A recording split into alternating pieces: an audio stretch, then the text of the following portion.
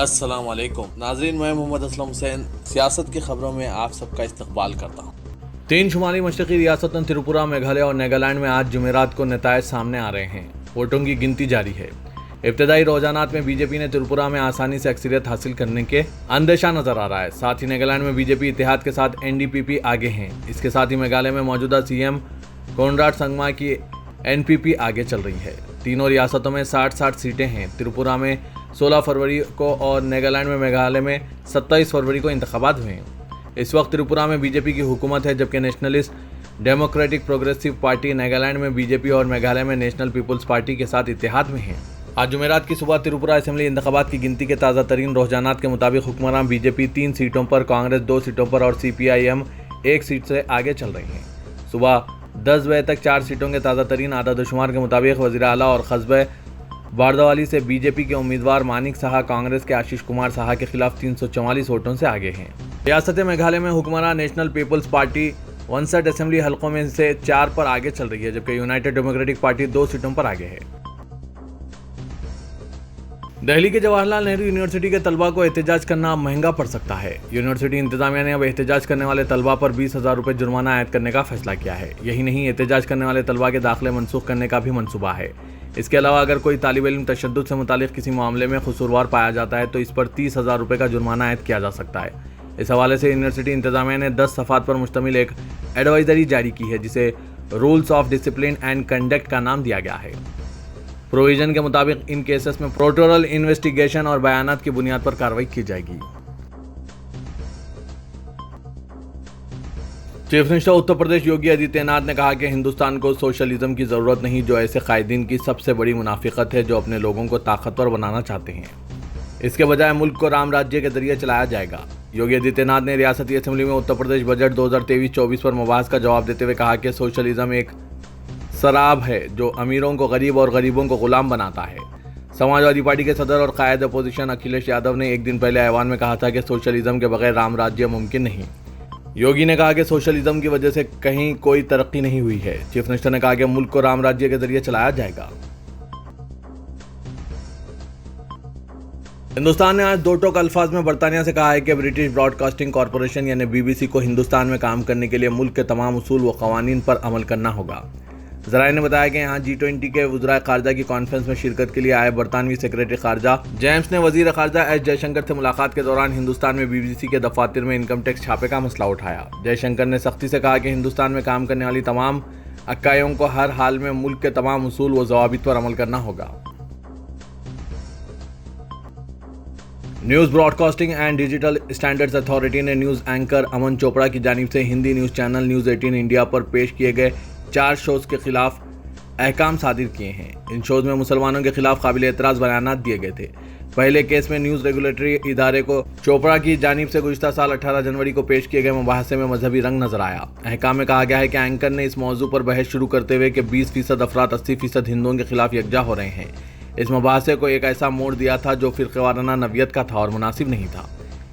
NBDSA के सदर नशीन justice AK सेकरी ने कहा कि इस प्रोग्राम से गैर जानिबदारी, मारूजियत और किसी की तायद ना करने के बुनियादी उसूलों की खिलाफ वर्जी हुई है जो रिपोर्टिंग के लिए ज़रूरी है।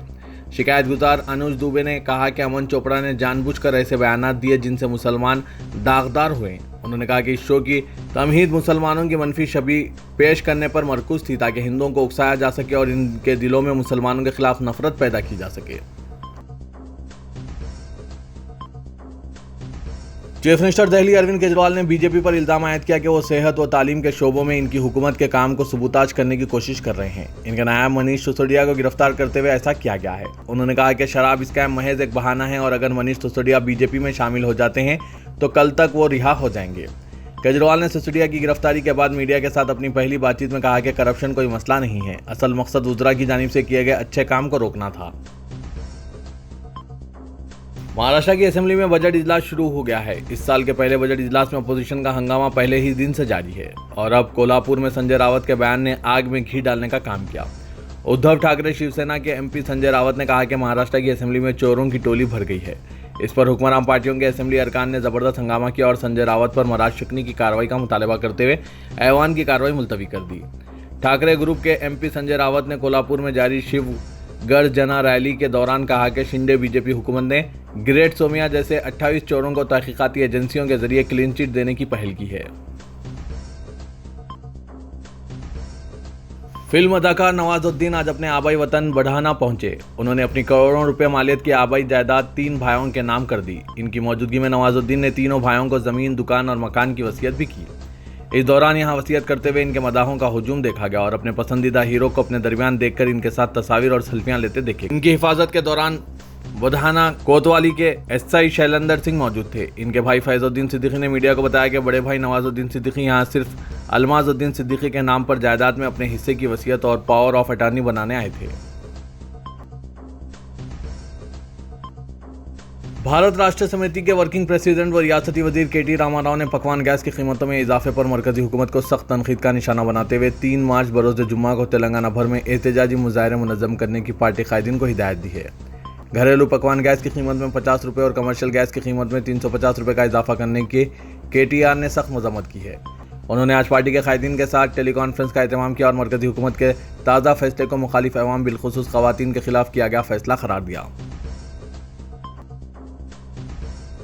तेलंगाना हाईकोर्ट ने पदयात्रा के दौरान YSR तेलंगाना पार्टी सरबराह YS शर्मिला के काबिल एतराज़ रिमार्क्स पर नाराजगी का इजहार किया। अदालत ने YS शर्मिला को हिदायत दी कि 3 मार्च से कबल इजाफी हलफनामा दाखिल करें जिसमें हाईकोर्ट के अहकामात की पाबंदी और पदयात्रा के दौरान गैर पार्लिमानी अल्फाज से गुरेज से इत्तफाक किया जाए।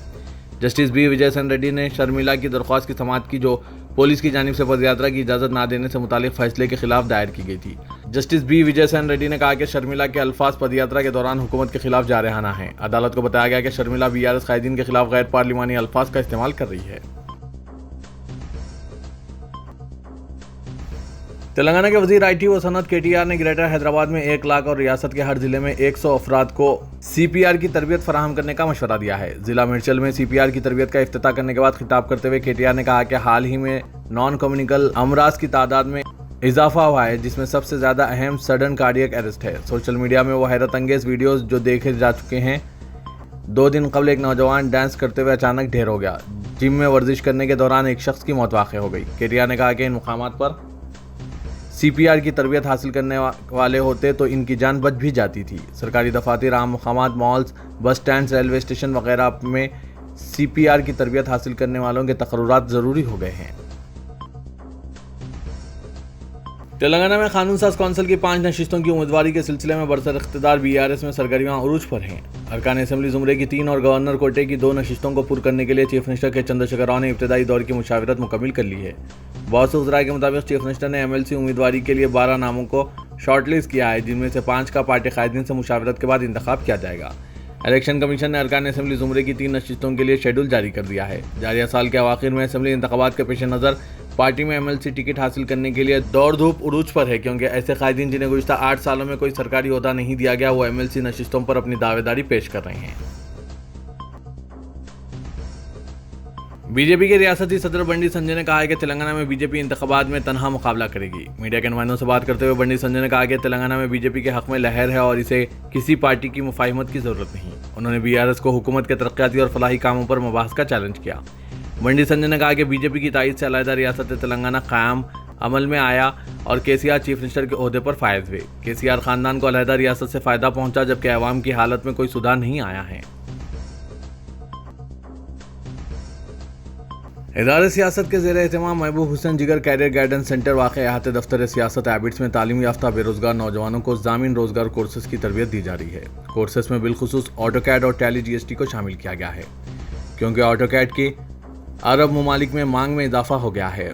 सऊदी अरब के शहर रियाज में जारी कंस्ट्रक्शन के कामों की वजह से ऑटोकैड के मुलाजमतों की भारी मांग में इजाफा हुआ है। इसी को पेश नज़र रखते हुए सियासत की जानिब से इदारे सियासत के कंप्यूटर सेंटर पर ऑटोकैड और रेविट की खुसूसी ट्रेनिंग दी जा रही है क्योंकि गुज़श्ता दिनों में जब खतर में तामीराती काम जोरों पर थे जब भी इदारे सियासत की जानिब से चलाए गए ऑटोकैड की ट्रेनिंग हासिल कर 500 से ज़्यादा तालिब इल्मों ने वहाँ पर मुलाजमत हासिल की थी। ख्वाहिशमंद उम्मीदवार इस ज़रीन मौके से इस्तेफादा हासिल करें। इसके अलावा सेंटर हाजा में दीगर पेशेवाराना कोर्सेज जैसे MS office, DTP, accounting packages, tally GST, Revit के अलावा स्पोकन इंग्लिश की भी तरबियत दी जा रही है। सर्टिफिकेट हुकूमत की जानिब से जारी किए जाएंगे। इदारे हाजा से हर माह कई तलबा और तालिबात तरबियत हासिल करके मुल्क व बैरून मुल्क माक़ूल मुशायरों पर बरसर रोज़गार हैं। मज़ीद तफसीलात के लिए इदारे सियासत से रात या फिर इन फ़ोन नंबरात 9652813994, 9393876978 पर रब्त कर सकते हैं। हैदराबाद मेट्रो रेल के मैनेजिंग डायरेक्टर NVS रेड्डी ने कहा कि एयरपोर्ट मेट्रो अलॉटमेंट की निशानदही करने के लिए पत्थरों के जरिए हुदूद का तयन किया जा रहा है। हर 100 मीटर पर हुदूद को तयन करने वाला एक छोटा पत्थर और हर आधे किलोमीटर पर एक बड़ा पत्थर लगाया जा रहा है।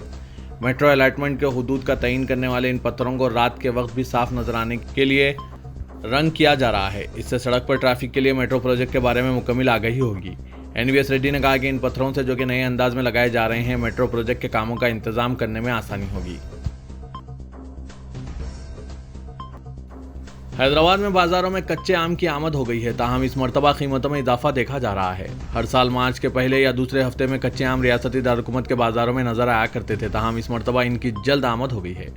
गुज़िश्ता साल तेलंगाना में आम की पैदावार में काबिल लिहाज कमी देखी गई थी, जिसके सबब अप्रैल के अवाखिर तक भी आम बाजारों में नजर नहीं आ रहे थे। उमूमन शहर के बाजारों में तेलंगाना के मुख्तलिफ इलाकों से कच्चे आम लाए जाते हैं, ताहम मौजूदा तौर पर पड़ोसी रियासत कर्नाटक के बेंगलुरु और दीगर मुकामात से कच्चे आम हैदराबाद लाए गए हैं, जिसके नतीजे में कीमतों में इजाफा दर्ज किया गया है। एक कच्चे आम की कीमत 20 से 30 रुपये देखी जा रही है, ताहम आइंदा 10 से 15 दिनों के दौरान इसकी कीमत में कमी की तौक़े ताजिरों ने की है। प्रेस काउंसिल ऑफ इंडिया ने एडिटर गवाह डॉक्टर सैयद फाजिल हुसैन परवेज को national award and excellence in journalism से नवाजा। 28 फरवरी को नई दिल्ली के कॉन्स्टिट्यूशन क्लब ऑफ इंडिया में मुनक़िदा एक पुरअसर तकरीब में प्रेस काउंसिल ऑफ इंडिया की सदर नशीन जस्टिस रंजना प्रसाद देसाई ने यह अवार्ड इन्हें पेश किया। 9 मुख्तलिफ ज़ुमरों में नुमायाँ खिदमात के लिए ये अवार्ड्स पेश किए गए, जिनमें बुजुर्ग सहाफ़ी KVK प्रसाद को इनकी 65 साला सहाफ़ती खिदमात के लिए कारनामा हयात अवार्ड पेश किया गया। डॉक्टर सैयद फाजिल हुसैन परवेज़ को आम ज़ुमरे में इनके तहक़ीक़ी मज़मून उर्दू सहाफ़त के गुमनाम हीरोज़ और शहीदों के लिए बावक़ार कौमी अवार्ड पेश किया गया। हिंदुस्तान भर से उर्दू सहाफ़त के लिए यह वाहिद अवार्ड पेश किया गया।